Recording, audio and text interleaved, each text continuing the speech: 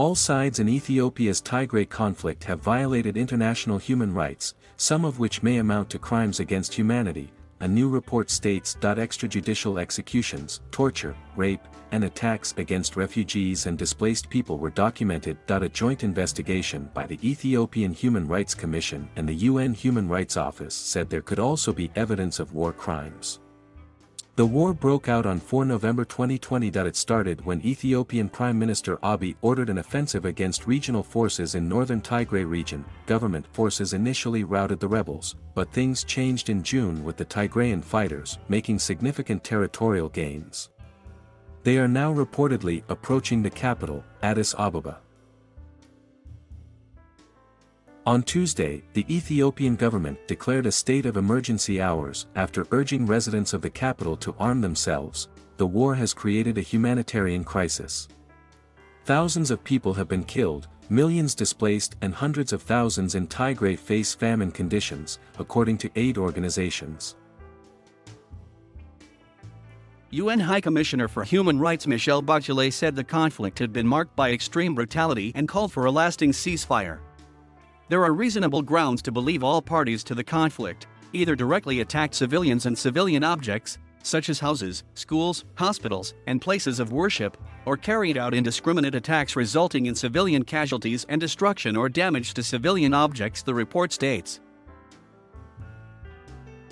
Unlawful or extrajudicial killings and executions have also been recorded. The report details how a Tigrayan youth group known as Samri killed more than 200 ethnic Amhara civilians in Maikadra in November last year. Revenge killings were then committed against ethnic Tigrayans in the same town. The Eritrean army has joined the conflict, fighting alongside the Ethiopian government forces.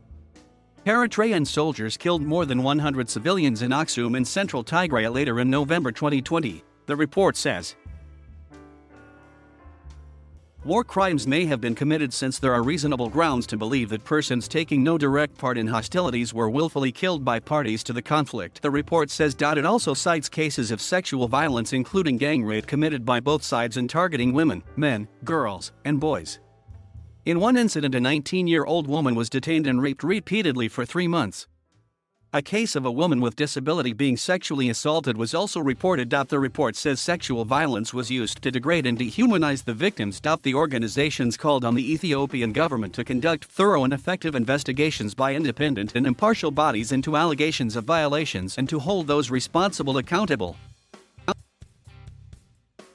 Prime Minister Abiy said he'd ordered the military offensive last November in response to an attack on a military base housing government troops there. The escalation came after months of feuding between Mr. Abiy's government and leaders of the TPLF, which was the dominant political party in Tigray. The authorities later labeled the TPLF a terrorist organization and ruled out any peace talks with them. The federal government's renewed ground offensive in recent weeks, including using airstrikes, has failed to halt the rebels' territorial gains. In a statement on Wednesday, Mr. Abiy said the government had serious reservations about aspects of the joint report, but added that his government was heartened that the investigation did not establish the claim of genocide against Tigrayans and did not give any evidence that the government had willfully denied humanitarian assistance to people in Tigray, as some reports have suggested. The spokesperson for the Tigray People Liberation Front said the report was fraught with a number of problems, saying that the involvement of the EHRC was an affront to the notion of impartiality. More on the Tigray crisis.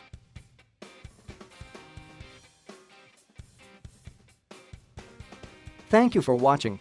Please subscribe.